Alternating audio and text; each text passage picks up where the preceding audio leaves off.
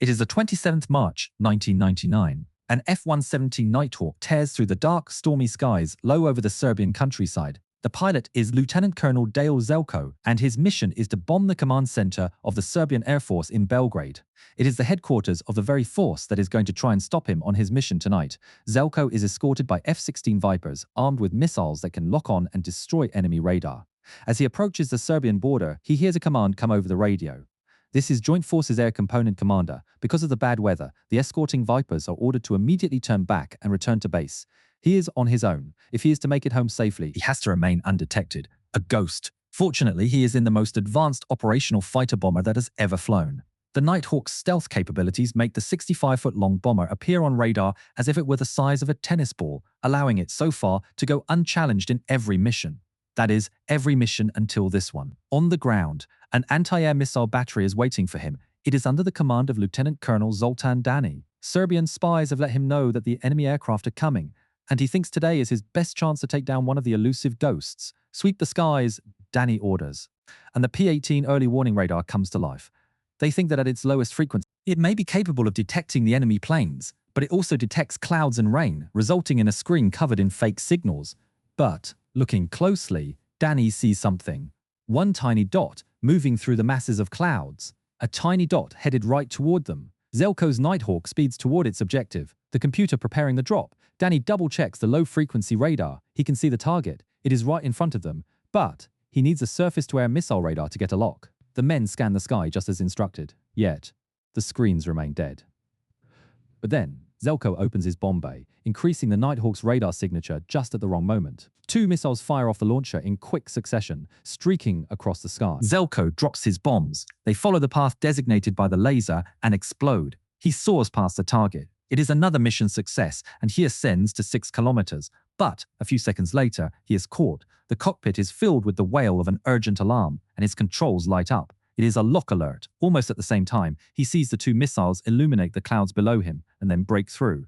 They are coming right at him. He immediately breaks into evasive maneuvers. He pulls his aircraft up to try and escape. He is pushed into his seat as he ascends, while the aircraft screams more warnings at him. The F-117 has no chaff, so with the missile locked on, it is entirely up to the pilot's actions to try and evade the threat. Time slows. He knows it is over. They got me! These are proximity missiles, and they should detonate near the aircraft. Somehow, the first missile malfunctions and races by his canopy. The second missile, though, does not malfunction. It explodes, sending out a cloud of sharp shrapnel that perforates the left wing of his Nighthawk. The entire left side is blasted to pieces, illuminating the night sky a fiery orange. The aircraft immediately loses control and is thrown into a wild spin. As the plane spins, Zelko is pinned to his seat and experiences severe G-forces. The spin increases in violence, flashing warnings illuminate his controls, and a bright flame shines through the cockpit windows. As the landscape spins around him, he knows he is in a critical situation. Even ejection might prove fatal, but it is his only choice. He fights 7 Gs of force, with 100 pounds pulling up on each of his arms. Fueled by adrenaline, he gets a hold of the ejection handles and pulls.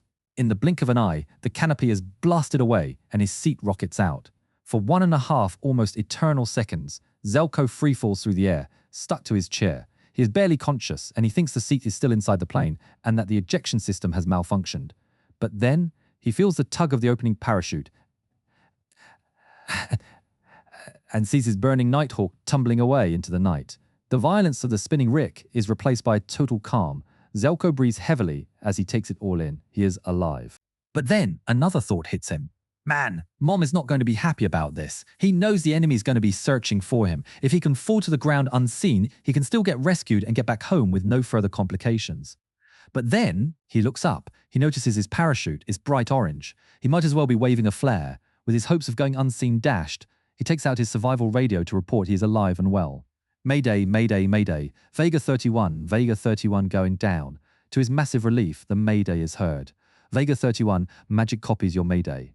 Last position, Vega 31, last position in aircraft, point after target.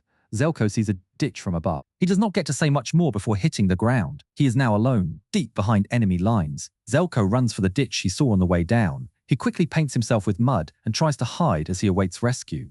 News of the downed plane quickly spreads. The Serbians waste no time and rapidly initiate a search. All around him, the activity gains momentum as more and more men appear. Men of the Serbian army comb the area, gradually joined by local policemen and civilians as the news spreads. Everybody wants to find him. Flashlights illuminate the fields and trucks roll past on the nearby highway. Zelko can do nothing but sit and pray. Then, he hears a rustle in the undergrowth getting louder, just outside his ditch. Someone is searching. He stays still and quiet like a rock, quieting his breath. He hears panting and snuffling. It is a dog. Slowly and carefully, Zelko pulls out his knife. The dog gets closer. He weighs his options. Should he kill the dog? If he did, could he do it silently? He finally makes up his mind to spare the dog, reasoning that if he did kill it, the owner would be quick to follow. Then, to Zelko's massive relief, the dog turns, jumps up, and leaves. The radio crackles to life. Sandy 01, Vega 31, over. Zelko's eyes go wide. They are here. Go ahead, Sandy 01, over. Vega 31, is it okay to come down there? Zelko does not respond. He peeks out of his hiding spot, searching the area for threats. Flashlights shine in the distance. Vega 31. If you do not answer, we are going to try this later. He makes his decision. Yeah, okay, let's go for it. Zelko turns on his infrared strobe as a chopper races into the area. But the strobe fails and the helicopter cannot see him. He curses his luck and desperately checks for threats. He has a backup, but it is nowhere near as subtle. But it is now or never. Zelko makes a quick decision and pops a flare.